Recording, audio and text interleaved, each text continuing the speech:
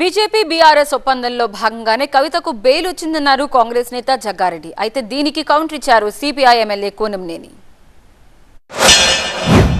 BJP ప్రభుత్వము BRS పార్టీకి ఈ వాళ్ళ యొక్క ఒప్పందాలు అంటే ఇప్పుడు బీజేపీ ప్రభుత్వము జడ్జి ఇవ్వకముందే కేసీఆర్కి, కేటీఆర్కి, హరీష్ రావుకి బెయిల్ వచ్చేస్తుంది ఫలానా రోజు అని వారు చెప్పడము, దాని తగ్గట్టుగానే జ్యుడిషియల్ జడ్జిలు బెయిల్ ఇవ్వడము, వీళ్ళు మొదలే ఏర్పాట్లన్నీ రాజకీయంగా ఏర్పాట్లు చేసుకోవడం.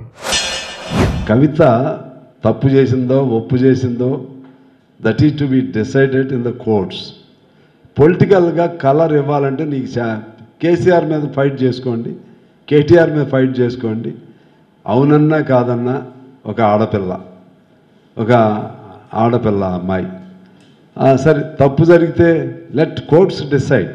Already court has given a verdict releasing her on bail. దానికి సంబంధించి బీజేపీ బీఆర్ఎస్లు కలిసిపోతున్నాయని ఒకడు అంటాడు, ఒకడేమో కాంగ్రెస్ బీఆర్ఎస్ఏ కలిసిపోతుందని ఒకడు అంటాడు. అసలు ఏమన్నా సందర్భం ఉందా?